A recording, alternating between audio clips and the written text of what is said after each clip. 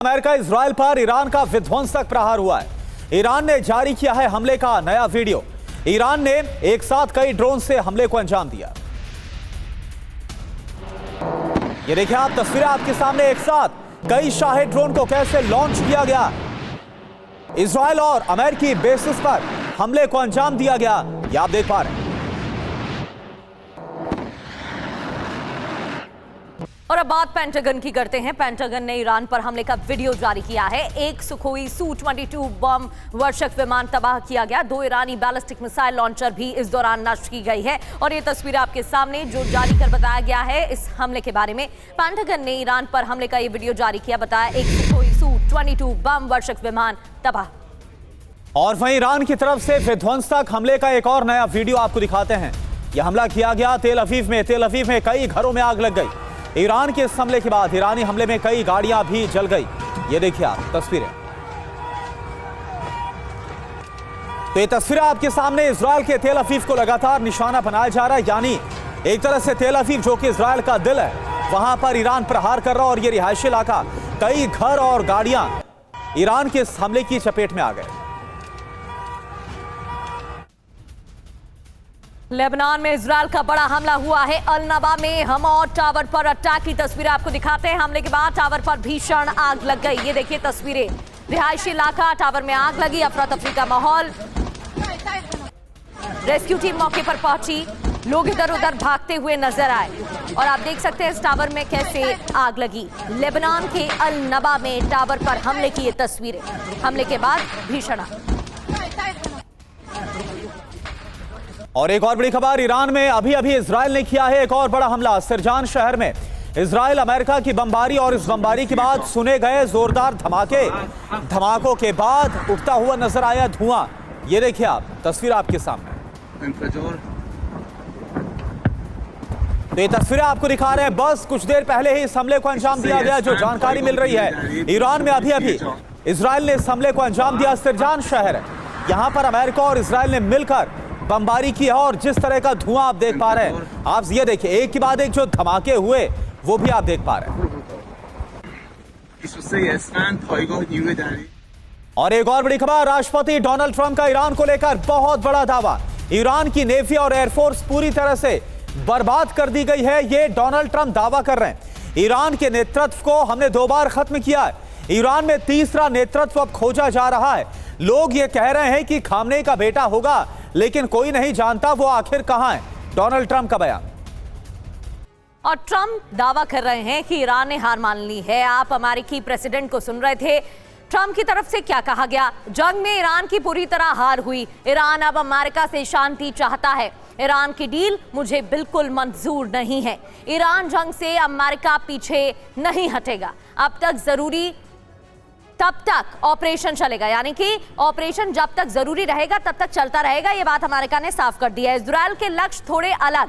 ईरानी नेतृत्व 2 बार खत्म हो चुका है। ईरान में तीसरे नेतृत्व की तलाश जारी है। खामनेई के बेटे की बात हो रही है, मुझे नहीं पता मुस्तफा अभी कहां है। हालांकि वो जख्मी है, ये बयान भी जेडी वेंस की तरफ से दिया गया था। हमारे साथ खास मेहमान स्टूडियो में मौजूद हैं। Lieutenant general Nitin Kohli sir as defence expert हमारे साथ मौजूद हैं। दीपक वोहरा सर पूर्व राजदूत हैं हमारे साथ मौजूद हैं, उनसे भी चर्चा करेंगे। लेकिन सबसे पहले नितिन कोहली सर, जिस तरीके से अमेरिका की तरफ से दावे किए जा रहे हैं, कहा जा रहा है कि ईरान हार मान चुका है, ईरान की एयरफोर्स, ईरान की नेवी पूरी तरह से बर्बाद हो चुकी है, लेकिन एक्शन कुछ और है सर, क्योंकि कहां कुछ और जा रहा है, एक्शन तो कुछ और दिखाई दे रहे हैं। तैयारी हो रही है, B-2 बॉम्बर उड़ान भरते हुए तस्वीरें सामने आ रही हैं। तैयारी हो रही है बड़े पैमाने पर हमले की। तो ऐसा क्यों है? अलग रणनीति तैयार हो रही है, कहां कुछ जा रहा है, तो इसे किस तरीके से, किस स्ट्रैटेजी के रूप में इसे देखा जा सकता है? देखिए, जो एम ये लेकर आए थे या जो उनका डिक्लेयर्ड एम था कि वो उनका कोई अचीव हुआ नहीं है। चाहे वो उन्होंने उनकी सियासत को बदली करना था, न्यूक्लियर को करना था, ईरान की मिसाइल की कैपेबिलिटी को ख़त्म करना था, वो उनका अचीव नहीं हुआ है। और इनकी अपनी कैजुअलिटी भी हो रही हैं। तो डोनाल्ड ट्रंप के ऊपर अपने डोमेस्टिक प्रेशर बहुत ज़्यादा है। तो इसलिए इसने ये बोलना कि उनका एयरफोर्स और नेवी ख़त्म हो गई, उनकी तो एयरफोर्स और नेवी पहले ही बहुत छोटी थी, उसके भरोसे वो बैठे ही नहीं थे। उनके पास तो दूसरा मिसाइल और ड्रोन्स के भरोसे बैठे हुए हैं, जो कि वो लगातार हमले किए जा रहे हैं। और दूसरा जो मुझे लगता है, ट्रंप ग्राउंड बना रहे हैं कोई रास्ता निकालने के लिए, ऑफ रैम्प निकालने के लिए। वो कह रहे हैं कि अभी ईरान में कोई बचा ही नहीं है जिससे बात करी जाए, वो पूरी तरह हार चुका है, ताकि कल को अगर वो यहाँ से जाएं या कोई समझौता हो तो वो अपनी विक्ट्री को डिक्लेयर कर सकें। और ये जो B-2 बॉम्बर आप बता रहे हैं वो दिखाई दे रहे हैं, या खर्ग आइलैंड में जो है करना चाह रहे हैं, वो जाने से पहले खर्ग आइलैंड को मान लीजिए कैप्चर करना चाहते हैं, ताकि उनका जहाँ से तेल निकलता है वो उनके कंट्रोल में रहे। सो कुछ छोटे मोटे गेन करके ये भी निकलना चाहेंगे, क्योंकि लंबे समय तक ये अमेरिका युद्ध यहाँ पर चला नहीं पाएगा। 6000 किलोमीटर की इनकी सप्लाई चेन है और इनके हथियार बनाने की कैपेसिटी भी कम है। अनलिमिटेड पैट्रियट्स नहीं है, कोरिया से शिफ्ट किया इन्होंने, बाकी जगह से शिफ्ट कर रहे हैं, अथार्ड ख़त्म हो चुके हैं इनके। सो ये शायद एक ऑफ रैम्प, मतलब एक बाहर निकलने का रास्ता देख रहे हैं, इसलिए इस तरह के स्टेटमेंट इनके आ रहे हैं। बिल्कुल, यानी कुल मिलाकर नितिन कोहली सर, आपका यह बोलना है कि जो मकसद था, यानी शासन को पूरी तरह से बदलना, इस्लामिक शासन को, परमाणु जो पूरा उनका कार्यक्रम है वो खत्म करना, लेकिन अब कोशिश है यहां से एग्जिट करने की। एक और बड़ी खबर, इराक में अमेरिका की भीषण बमबारी। दरअसल यह बमबारी इराक में जो मिलिशिया ग्रुप है उन पर की गई है। मिलिशियास पर अमेरिका की बमबारी के बाद जोरदार धमाका। जरा देखिए आप, ये देखिए आप, तस्वीरें आपके सामने।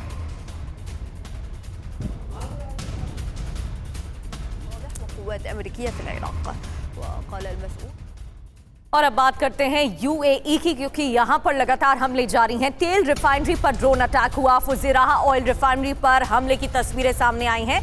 ड्रोन हमले के बाद रिफाइनरी में आग लग गई। ये देखिए तस्वीरें, फुजेराह ऑयल रिफाइनरी पर टारगेट किया गया, हमले के बाद आग लग गई और आसमान में धुआं छाया।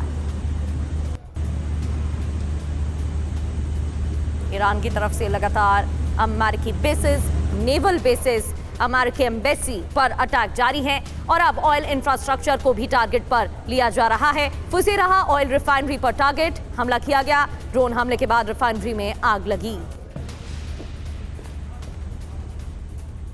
एक और बड़ी खबर, अमेरिका ने मुस्तफा खामनेई पर इनाम घोषित किया है।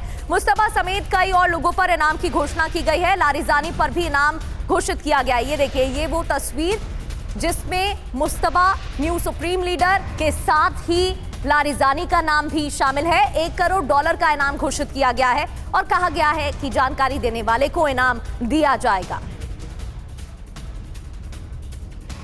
तो अमेरिका के टारगेट पर कौन कौन? इनाम $1 करोड़ का। मुस्तफा खामनेई, जी हां, ईरान के जो मौजूदा अब नए सुप्रीम लीडर हैं। अली असगर हिजाजी जो कि डिप्टी चीफ ऑफ स्टाफ हैं।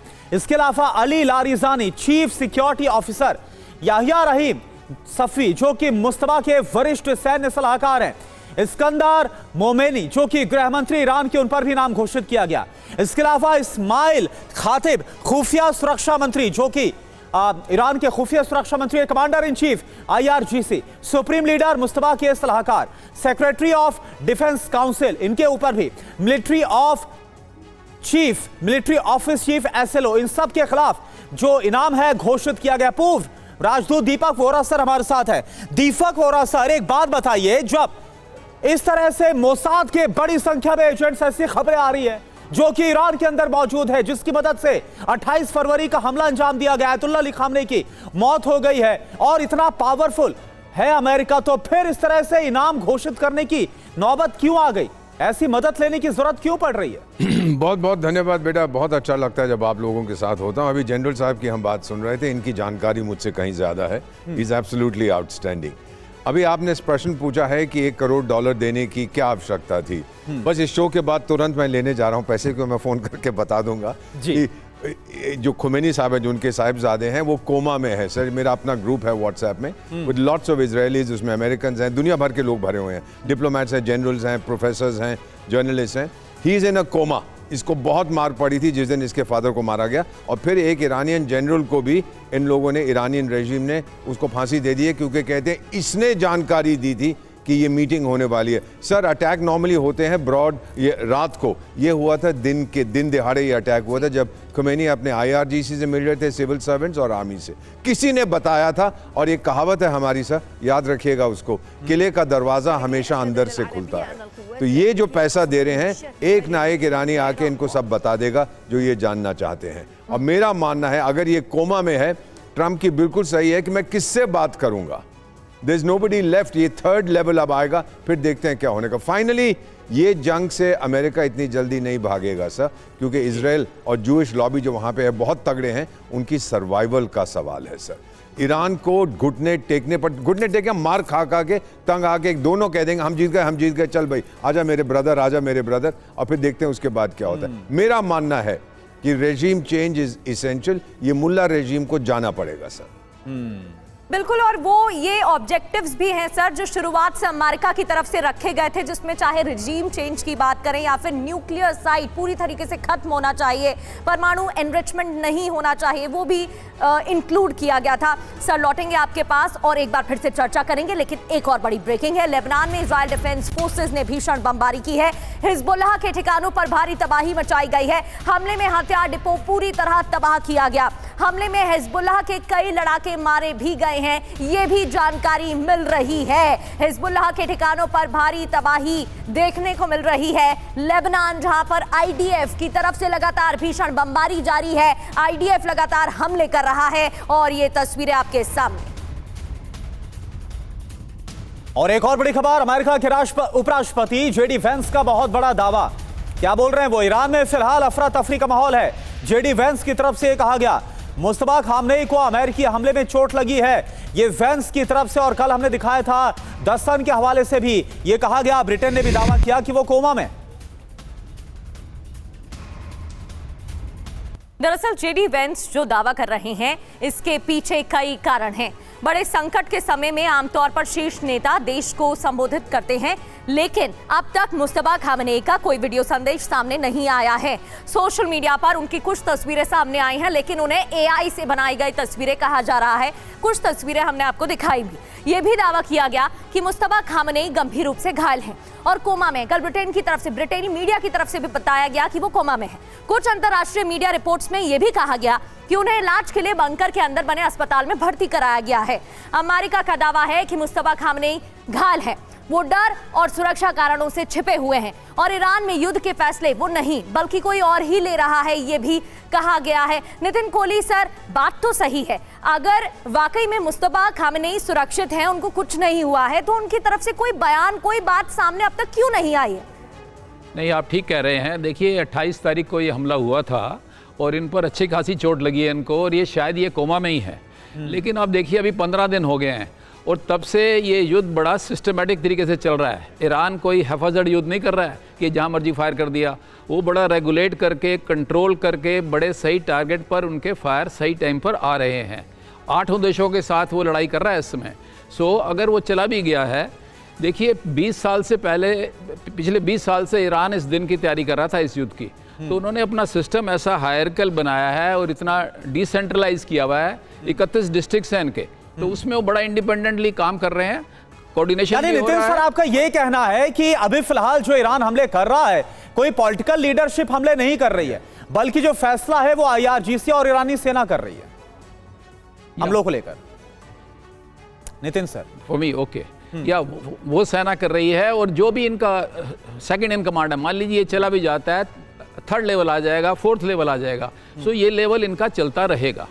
इसमें जो आप बता रहे हैं, देखिए, और जेडी वेंस ने भी जो कहा है, ये तो अभी हमला और होगा इसके ऊपर, ईरान के ऊपर, और ये ईरान को काफी हद तक कमजोर करना चाहेंगे, ताकि जब ये विड्रॉ करें तो ये बिल्कुल एक वीक। ठीक है, यानी नितिन कोहली सर, ऐसा साफ तौर पर लग रहा है कि मुस्तफा खामनेई का चेहरा और उनका नाम जरूर सामने रखा जा रहा है, लेकिन जो आईआरजीसी है अभी फिलहाल वो बड़े फैसले लेता हुआ हमलों को लेकर नजर आ रहा है। एक और बड़ी खबर का रुख कर रहे हैं सर, अमेरिकी राष्ट्रपति डोनाल्ड ट्रंप का एक और बड़ा बयान। हमने ईरान की नेवी, ईरान की एयरफोर्स को खत्म कर दिया, हमारा मकसद है परमाणु खतरे को खत्म करना।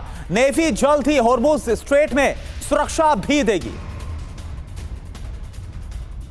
अमेरिकी राष्ट्रपति डोनाल्ड ट्रंप को आप सुन रहे थे। ट्रंप का ऑपरेशन 48 आवर्स क्या है, 48 घंटे बाद क्या होगा? ईरान में तबाही, प्लान तैयार है। ट्रंप ने ईरान पर बहुत बड़े हमले के संकेत दिए हैं।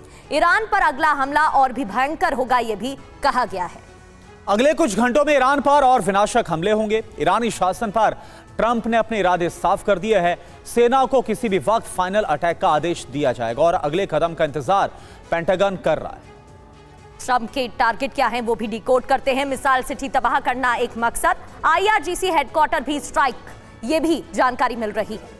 इसके अलावा मुस्तफा के सीक्रेट बंकर ये भी टारगेट पर, और जो मंत्रालय है उनकी इमारत और तेल निर्यात टर्मिनल को भी टारगेट करना, यह भी इस वक्त अमेरिका के टारगेट पर है। दीपक वोरा सर, एक बात बताइए, जितना लंबा ये युद्ध खिंचेगा, क्योंकि डोनाल्ड ट्रंप तो बोल रहे हैं कि लगभग 80 से 90% उनके बयान को डिकोड किया जाए तो जो ईरानी सेना है उसकी ताकत को खत्म कर दिया गया। एक तो ये कि जो बची हुई ताकत है उससे कितना सस्टेन कर पाएगा ईरान, और दूसरा ये कि जितना लंबा युद्ध होगा ईरान का उतना ही नुकसान।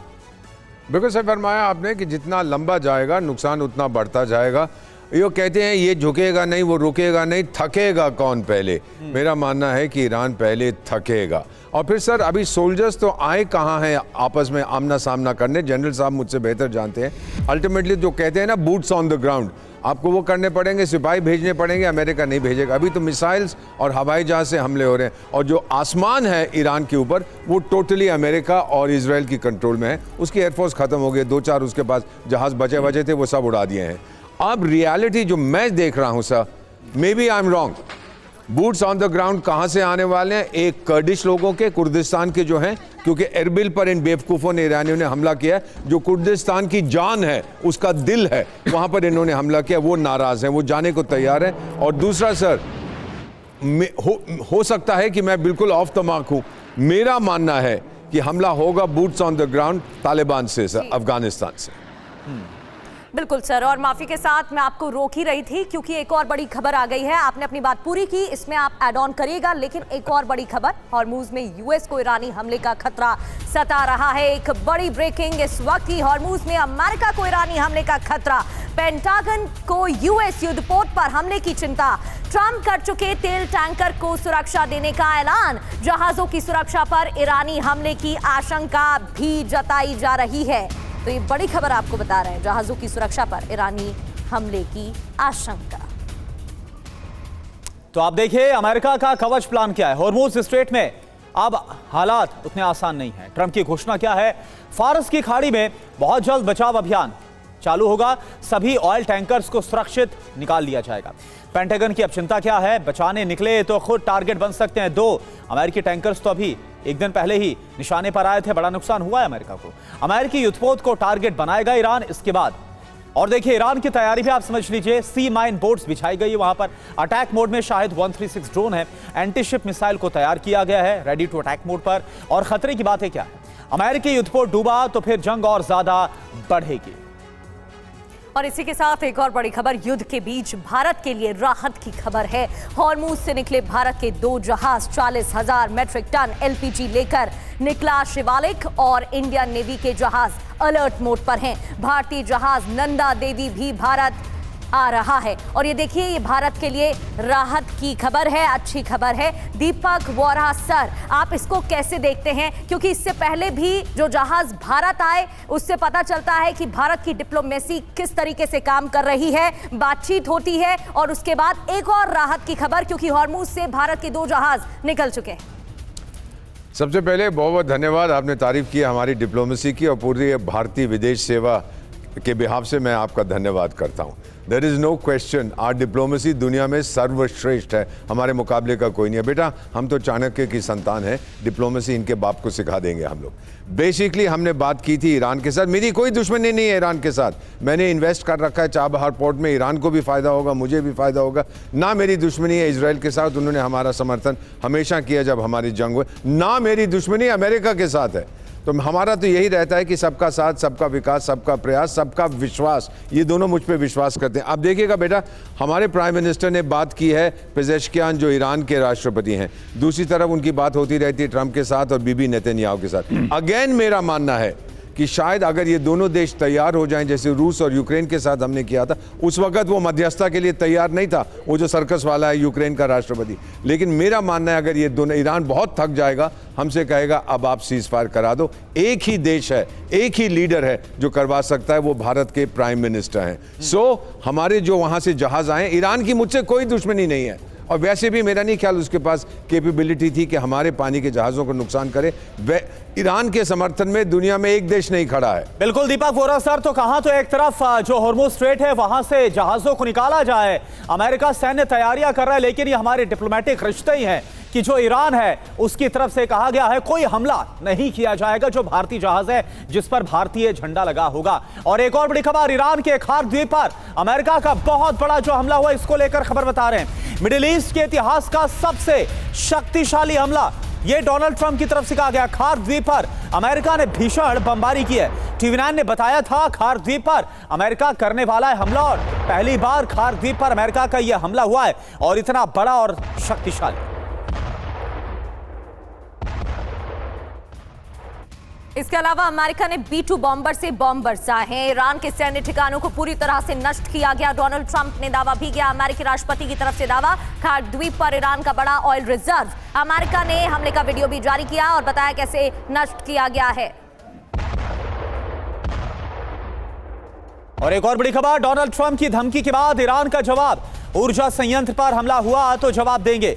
अमेरिका की तेल कंपनियों पर हमला होगा। ईरान ने बोल दिया है खार्क द्वीप पर हमले का बदला लिया जाएगा, यह कहा जा रहा है। तेल कंपनियों को राख कर देंगे, अमेरिका से जुड़ी कंपनियों पर अटैक करेंगे, ईरान की तरफ से कहा गया।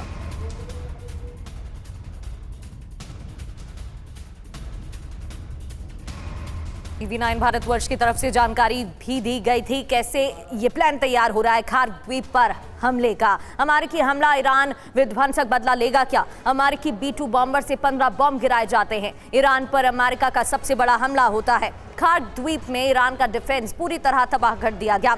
ऑयल और एनर्जी इंफ्रास्ट्रक्चर पर हमला नहीं, ऑयल और एनर्जी ठिकानों पर हमला करने की अब प्लानिंग और तेज की गई है। मानवीय कारणों से तेल ठिकानों पर हमला नहीं। ट्रंप को ईरान की धमकी क्या दी गई है ये भी आपको बताते हैं। अमेरिका के सहयोगी देशों पर हमले तेज किए जाएंगे। सहयोगी देशों के ऑयल एनर्जी ठिकाने पर हमले किए जाएंगे। साथ ही एनर्जी और ऑयल ठिकानों को राख में बदल देंगे, ये भी कहा गया है। इसके अलावा अमेरिकी हिस्सेदारी वाली तेल कंपनियों पर अटैक होंगे। हमले के 1 घंटे बाद खार्क का डिफेंस सिस्टम भी एक्टिव हो गया और भारी बर्बादी इस दौरान देखने को मिली। तो बिल्कुल कुल मिलाकर यह है कि दुश्मनी और अदावत दो मुल्कों की, लेकिन कैसे तेल की ये जो आग है वो पूरी दुनिया को झुलसाती नजर आएगी अगर वाकई में बदले की कार्रवाई ईरान ने शुरू कर दी तो। और अब बात बगदाद की कर लेते हैं, क्योंकि अमेरिकी दूतावास पर यहां हमला किया गया है। अमेरिकी C-RAM डिफेंस सिस्टम तबाह हुआ, दूतावास से निकलता दिखा धुआं। आपको बता दें C-RAM डिफेंस सिस्टम जो कि तबाह किया गया और बगदाद में ये मौजूद है और यहीं पर टारगेट कर तबाही मचाई गई। और एक और बड़ी खबर, ईरान के ड्रोन अटैक के बाद तबाही, अमेरिकी दूतावास के हेलीपैड पर हमला हुआ। ये देखिए आप, अटैक के बाद हेलीपैड पर आग लग गई। अमेरिकी दूतावास पर हमले का ये वीडियो है। बगदाद में अमेरिकी रडार पर भी अटैक हुआ है। दूतावास में रडार तबाह हुआ। ईरान ने आत्मघाती ड्रोन से निशाना साधा। एक और बड़ी खबर, UAE से, जहां पर ईरानी हमले की सैटेलाइट तस्वीर आपको दिखाते हैं। अल धाफा US मिलिट्री बेस की तस्वीरें हैं। खुर्रम शहर 4 बैलिस्टिक मिसाइल, बेहद ही शक्तिशाली मिसाइल। ये देखिए पहले और हमले के बाद की तस्वीर आप देखिए, इससे जब हमला किया गया। अमेरिकी अधिकारियों के आवास इसमें कैसे तबाह हो गए। इराक में नाटो मिशन मुख्यालय पर भी अटैक किया गया है। यूनियन 3rd कैंप पर भी ड्रोन से हमला। बगदाद में अमेरिकी डिफेंस सिस्टम तबाह किया गया। ये देखिए तस्वीरें, धुआं नजर आए। सेंट्रल दुबई में रिहायशी इमारत पर फिर से हमला हुआ। ड्रोन को डिफेंस सिस्टम से मार गिराया गया है। ड्रोन के मलबे से इमारत में तबाही भी मची है। रिहायशी इमारत से निकलता हुआ धुआं देख पा रहे हैं आप। ईरान का UAE में बड़े हमले करने का दावा और उससे जुड़ी तस्वीर भी आई है। शारजाह में एक अमेरिकी टैंकर को टारगेट पर लिया गया। हमले के बाद अमेरिकी टैंकर में भीषण आग लग गई। ये देखिए तस्वीरें, धमाका हुआ, आग का गोला दिखा और धुएं का गुबार नजर आ रहा है।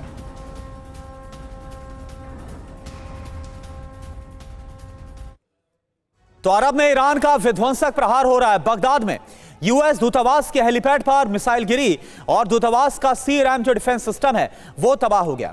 नाटो मिशन मुख्यालय पर missile strike. Union 3rd camp पर ईरान का ड्रोन से हमला। उत्तरी इराक की बात करें, ड्रोन हमले में एक फ्रांसीसी सैनिक भी मारा गया। सेंट्रल दुबई में इमारत पर ड्रोन का मलबा गिरने से आग लग गई। UAE शारजाह में एक अमेरिकी टैंकर पर ड्रोन से हमला हुआ। अल धारफा US मिलिट्री बेस पर बड़ा हमला हुआ। इस कदर तबाही इस वक्त मिडिल ईस्ट के अंदर देखने को मिल रही है। और एक और बड़ी खबर, इजराइल के हाइफा में कई जगह आग लगी है। लगातार हमले हो रहे हैं और हमले ईरान और हिजबुल्लाह कर रहे हैं। डबल अटैक से इजराइल का हाइफा थर रहा है। इजराइल के जेरूशलम और तेल अवीव से भी कुछ ऐसी तस्वीरें सामने आई। हाइफा की तस्वीरें जहां डबल अटैक से कैसे इलाका थर्राया, ये देखिए। और बहरीन पर ईरान का विध्वंसक हमला हुआ। अमेरिकी 5वें बेड़े के मुख्यालय पर यह हमला हुआ। जोरदार धमाके के बाद दहला अमेरिकी सैन्य बेस। ईरान के शाहे ड्रोन ने मचा दी यहां पर भीषण तबाही, ये देखिए आप।